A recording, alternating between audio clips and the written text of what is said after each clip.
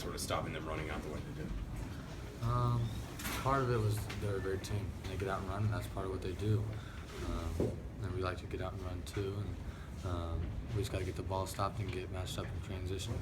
A lot of that was getting back and just running back to the rim instead of keep flaring out and get matched up with the shooters out there. And it's easy fix. A lot of communication needs to be shored up, and that's what we're going to be focused on a lot coming down the stretch. Robert, what do you feel the issues were for you guys offensively? About the first 16 minutes or so, you guys were pretty efficient, and then things slipped after that. Were there things you guys weren't doing? Was there something specific they did? What happened? Yeah, it definitely wasn't anything they did specifically. You know, they were playing the same box defense that they always play. I think the ball stopped moving as much as it did and as fast as it did in the first half, especially once they started to go on that run. And we kind of got on our heels a little bit instead of keeping the ball moving and keeping people moving and attacking. It was a big game for Denzel. What didn't you guys do with him that you needed to? We just did a bad job, and me in particular did a bad job of taking away his strengths. There was a couple things we wanted to take away from him personally, and as a total effort, we didn't get the job done with that.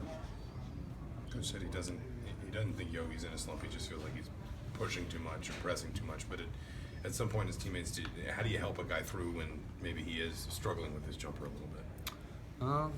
We just got to keep the ball moving and get him lost in the game, and because when he's holding the ball and we make him dribble and we don't get out in transition and stuff of that nature, then it's easy to key on him. But when you get the ball moving and get them lost in the game, then it's really hard to guard him.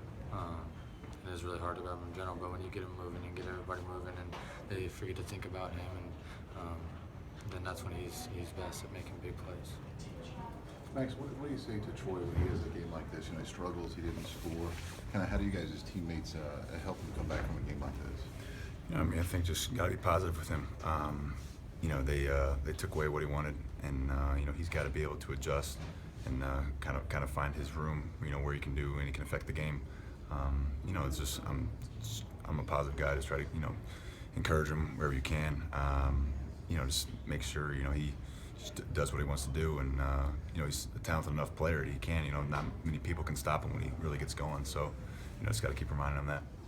With your start to the game, how much were you trying to just make it a little easier for Thomas to kind of ease into things?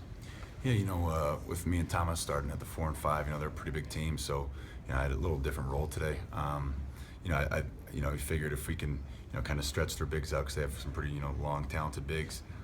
It would help Thomas's game inside. So I figured if I could knock down some shots or something and stretch the defense a little bit and give Thomas a little more room. So that was kind of the plan there.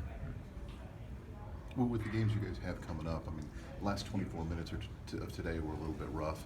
Do you just put it behind you and say, okay, what's next? How do you approach it? You've been through the grind. Yeah, before. I mean, you learn a lot about yourself and about your team over the season, and we're coming up on March. We're midway through February, and we learn some things every game. We learn how we play, certain ways, and what teams expose, what we're good at, and I think as long as we just keep adapting and make sure we keep getting better, then that's when we can really make the best possible version of ourselves. Come late season.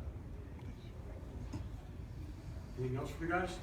Is there a boost you guys get from OG coming in? I mean, he had a big dunk earlier. He's always seems to be in position defensively. How much of a boost does he kind of give you guys just defensively, just having his presence on the court more often recently? Yeah.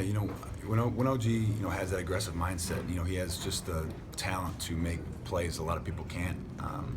Defensively and offensively, like with the dunk today, just I don't even know if he knows that he does it, but he comes in and he really, once he gets aggressive and heats the ball up on defense and makes some athletic plays, it just it's awesome to see, because when you got guys that come off the bench and can provide that spark, those constant sparks over the 40 minutes of the game is what helps you win on the road.